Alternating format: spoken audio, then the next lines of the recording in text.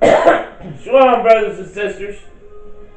This is the political conservative rabbi coming to you from Springfield, Missouri. My name is Daniel Williamson, and I appreciate you tuning into my ministry page. And I want to talk to you today about something that has been upon my heart lately, and that subject is the gun debate that's going on in this country. How we have banks now canceling accounts, and how they're taking away our Second Amendment rights, and how we have city councils who are banning all type of style of assault weapons and stuff, and how we have law-abiding citizens out here who ain't standing up for their rights, who is not standing up to fight against what is going on. See, I'll tell you a little secret here. For many of you, you know that I'm not allowed to own a gun. For many of you, know I'm an ex-felon. About 30 years ago, I did something that I shouldn't have done, and because of it, well, actually, 26 years ago, I did something that I shouldn't have done, and because of it, I have been stripped of my Second Amendment right to bear an arm, you know. In society's eyes, I'm a criminal. I'm a felon. But as a felon, I want to tell you this. If you do not stand up right now and see and open your eyes, you're going to lose your guns. Because the politicians know they just can't outright come and get your guns. They can't do a mandatory turn-in and expect everybody to turn their guns in. But they can do a buyback program slickly, slowly taking away guns here and there. And I'm telling you, you law-abiding citizens, out of 100% of you, at least anywhere between 70 to 80% of you will run down to the police station or wherever they're collecting the guns at and have no problem with turning your guns in, because you want to obey the law. You don't want to pay attention to the Second Amendment, which is a law. It's a constitutional law saying that you have a right to own a gun. And you have the right to own any gun that you deem will protect you and your family, and that you deem, according to that Constitution, not according to the government, but according to that Constitution, to defend your right to have a free state. If that means a AK-47 assault-style rifle that they use overseas, then that's what you should be allowed to have. If that means a 50 caliber armor-piercing rounds that go through a tank, then you should be allowed to have that. But because we have allowed our politicians to make our laws for us and to dictate how the Second Amendment works, and we've allowed our courts to dictate how the Second Amendment works, in the same manner, they're going to dictate to you that when they pass these laws for you to start turning in your guns, they're going to say that the law is not infringing upon your right. Nowhere in the Second Amendment does it say you got to own this type of gun, and that's always what they say. They don't stop and consider that they're taking your right away to arm yourself.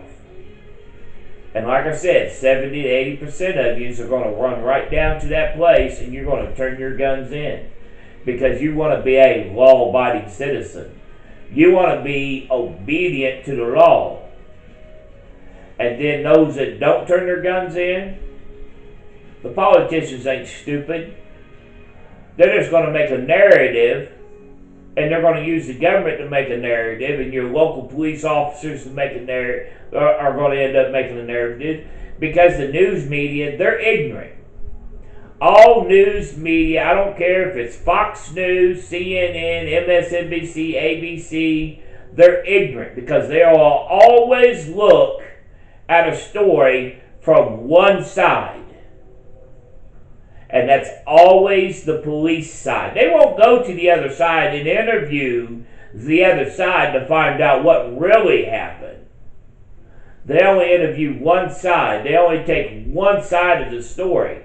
And the reason why they do that is because they don't want you taking the other side of the story.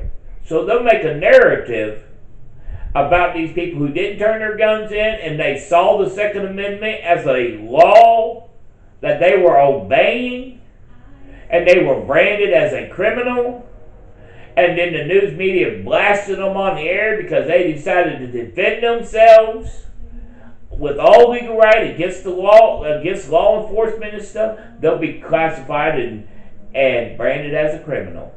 And they'll be branded that way because they have brainwashed you into believing that law-abiding citizens obey the law. They have used men and women, like this video floating around on Facebook from this guy in North Carolina at it, saying that he's the majority, but if you pass the law, he still says, I'm still going to bring you my guns.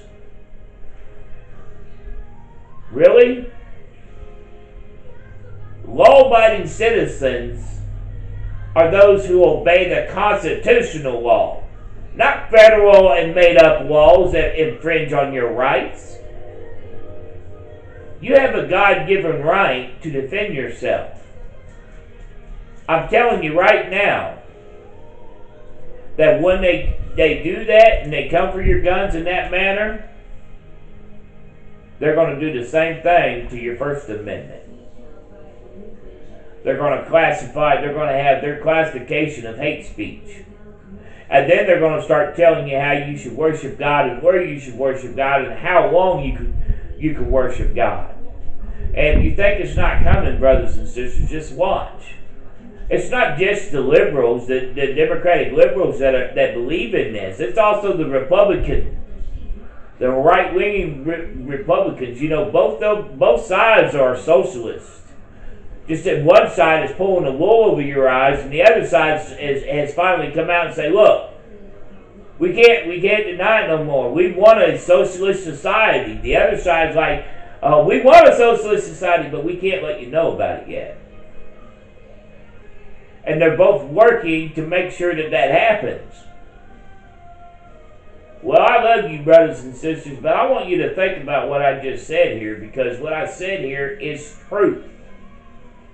How many of you law-abiding gun owners who watch this video will just run down and turn your guns in? And how many of you will sit back one night and you'll turn on the TV and you'll see where your neighbor down the street was kicked in and he had a gunfight and you're like, man, I didn't know he was that bad of a criminal. I didn't know he was a criminal.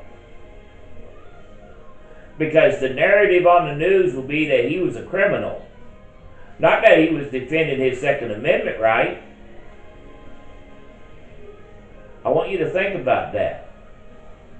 I love you, brothers and sisters, and may the Lord Yeshua be upon you and always take care of you. In Yeshua's name. Until next time. Later.